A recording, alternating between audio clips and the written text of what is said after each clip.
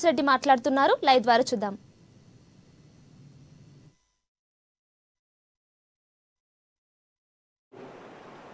ఈ కార్యక్రమానికి రాష్ట్ర ఉత్తమ ఉపాధ్యాయ అవార్డులు గ్రహీత అయినటువంటి శ్రీ కంటె నర్సయ్య గారు, PGHM అంకోలి, అలాగే జిల్లా ఉత్తమ ఉపాధ్యాయ అవార్డు గ్రహీతలు నాకు చదువు విద్య అనేటువంటి భిక్ష పెట్టినటువంటి కుర్ర రమేష్ గారు, PGHM చప్రాల, అలాగే అల్లూరి భూపతి రెడ్డి గారు, HM JPSS రణదేవి నగర్. నాకు గురువులుగా బోధించిన వాళ్ళు ముగ్గురు కూడా ఇప్పుడు HM పొజిషన్లో ఉన్నారు, హెడ్ మాస్టర్. అంతకంటే గర్వకారణం ఏం కావాలా? వాళ్ళకు ఒక్కసారి గట్టిగా చప్పట్లతో స్వాగతం పలకాల్సిందిగా కోరుతున్నాను. అలాగే R గణేష్ గారు, లస్మన్న గారు, S రాములు గారు, K అశోక్ గారు, S గణేష్ కుమార్ గారు, సారా ఖాటూన్ గారు, G అజయ్ గారు, CH రమేష్ గారు, C నగేష్ గారు, A సంజీవ్ రెడ్డి గారు, S ప్రవీణ్ గారు, T భూపాల్ గారు, S సంజయ్ రెడ్డి గారు, M హనుమంతరావు గారు, నిఖత్ ఫరీద్ గారు, రాథోడ్ మీరాబాయి గారు, B మల్లయ్య గారు, సాహెబ్ రావు పవార్ గారు, Y నరేష్ కుమార్ గారు, R మదన్ లాల్ గారు, P ఊషన్న గారు, CH రవీందర్ గారు, P నాగభూషణం గారు, అంబారావు గారు, నీలాదేవి గారు. అందరికీ గట్టిగా మనసా వాచా కర్మేన గట్టిగా చప్పట్లతో వారికి అభినందనలు తెలియజేయవలసిందిగా కోరుతా ఉన్నాను. మీరు చాలా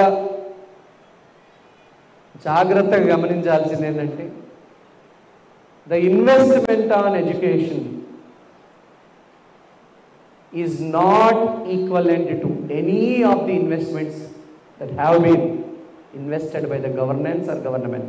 Any country in this world, whether it is the United States of America, whether it is China, Brazil, France, Germany, any country, the investment on education is far, far greater than investment on any other source of investment.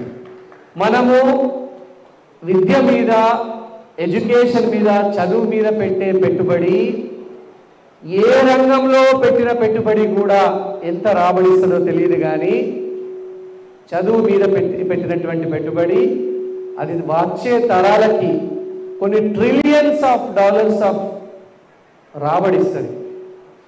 వెలకట్టలేని లక్షల కోట్ల రాబడిని తీసుకొస్తుంది, మానవ వనరుల్ని తయారు చేస్తుంది. మీ ముందు నేను నిలబడి ఉన్నా అంటే కనుక నేను ఎన్నోసార్లు చెప్తా, మాకు మా నాన్నగారికి కేవలం అప్పుడు 3.5 ఎకరాల భూమి ఉంటే ఆయన ఎంతో కష్టపడి దాన్ని 8 ఎకరాల భూమి కొనుక్కున్నాడు. బాకీలు చేసి అప్పులు చేసి నన్ను చదివిపించాడు. అటువంటి నేను ప్రైమరీ స్కూల్ హస్నాపూర్లోనే చదువుకున్నా. ప్రైమరీ స్కూల్ హస్నాపూర్లో అప్పుడు రమేష్ సారు, భూపతి రెడ్డి సారు, అలాగే చనిపోయి ఏ స్వర్గాన ఉన్నారో సుభద్ర కుమారి గారు కూడా నాకు చదువు చెప్పి నన్ను మట్టి బొమ్మని ఒక మనిషిగా తయారు చేసి మీ ముందాట నిలబెట్టారు. ఏ స్వర్గాన ఉన్నారో వారికి కూడా నేను వీళ్ళందరి ముందట ఘనమైనటువంటి నివాళులు, వారి ఆత్మకు శాంతి చేకూర్చాలా. నన్ను ఈ ముగ్గురు టీచర్లు నడిపించారు. ఆ తర్వాత నేను నవోదయ స్కూల్ ఫలితాలు వచ్చినప్పుడు ఎంత ఆనందం అంటే, ఆ రోజు ఇంకా గుర్తున్నది, 30 సంవత్సరాల క్రితం జరిగిన ఇన్సిడెంటు. ఆ రోజు భూపతి రెడ్డి సారు బైక్ పట్టుకొని నవోదయ స్కూల్ రిజల్ట్ తీసుకొని మా ఊరు వచ్చిండు. నాకు సీను నీకు సీట్ వచ్చింది నవోదయ స్కూల్లోని. అక్కడ నా జీవితం మలుపు తిరిగింది. అక్కడ నేను అర్జునుడు విలువిద్య ఎట్లా నేర్చుకున్నాడో నేను ప్రభుత్వ పాఠశాల అయినటువంటి హస్నాపూర్లో నవోదయ స్కూల్లో నా విలువిద్య నేర్చుకున్నా. అసలు ఎలా ఉండాలా, మనిషి ఎలా గొప్ప లక్ష్యాలను ఎట్లా పెట్టుకోవాలా, అత్యంత గొప్ప లక్ష్యాల్ని, ఉన్నతమైన లక్ష్యాలను ఎట్లా పెట్టుకోవాలనేది అక్కడి నుంచి నేర్చుకున్నా నవోదయ స్కూల్లో, హస్నాపూర్ స్కూల్లో. ఈ మధ్యలో 1-2 నెలలు నా జాయినింగ్ ఆలస్యమైంది నవోదయ స్కూల్లో.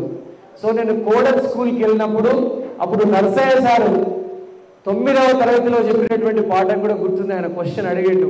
ఇప్పుడు నేను దయచేసి కొలంబస్ని అమెరికాని కొలంబస్ కనుక్కుంటే ఇండియాకి సముద్ర మార్గాన్ని ఎవరు కనుక్కున్నారనే క్వశ్చన్ అడిగినాడు ఆయన.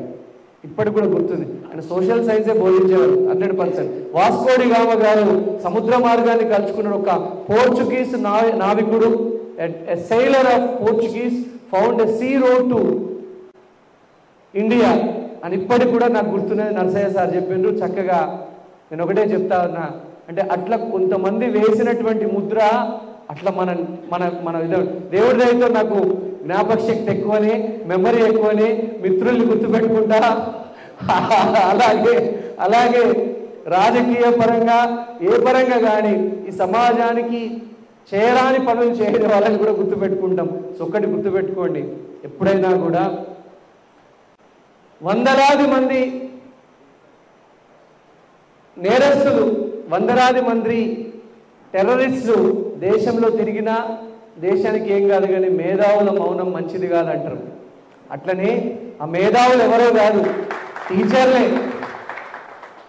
గవర్నమెంట్ టీచర్లు. మీరు గుర్తుపెట్టుకోండి, 1,00,000 కోట్లు కట్టినటువంటి కాళేశ్వరం ఎంత రాబడిస్తుందో నాకు తెలియదు, దేవుడికి తెలవాలి. కానీ అదే 1,00,000 కోట్ల రూపాయలని కానీ విద్య మీద పెట్టుబడి పెడితే, చదువుల మీద ఫోకస్ చేస్తే కొన్ని ట్రిలియన్స్ ఆఫ్ డాలర్స్, అంటే కొన్ని లక్షలాది కోట్ల విలువైనటువంటి జీడిపి వృద్ధికి సాటి అవుతుంది, మేటి అవుతుంది. అందుకే నేను చెప్తా ఉన్నా, ఎవ్వరు ఏమి చేసినా కూడా ప్రభుత్వ ఉపాధ్యాయులు, నేను ఎప్పుడు కూడా సామాజిక శాస్త్రవేత్తలు, సోషల్ సైంటిస్టులు, ప్రభుత్వ ఉద్యోగులు, ప్రభుత్వ ఉపాధ్యాయులు, స్కూళ్ళల్లో వసతులు లేవు. మొన్న రాజేంద్ర నగర్ స్కూల్కి వెళ్ళినాం, చాలా స్కూళ్ళకి వెళ్తున్నాయి, బెంచీలు లేవు సరిగా, కొన్ని స్కూళ్ళల్లో కుర్చీలు లేవు, ప్లేట్లు లేవు. ఏమి లేకున్నా కూడా కొంతమంది టీచర్లు వాళ్ళ జీతంలో నుంచి పిల్లలకి కుర్చీలు కొనిస్తున్నారు, ప్లేట్లు కొనిస్తున్నారు, నోట్బుక్స్ కొనిస్తున్నారు. అంటే మన దేశంలో ప్రభుత్వ ఉపాధ్యాయులు చేసిన సేవకు ఎక్కడా ఏమీ మనం వెలకట్టలేము. నేను మళ్ళీ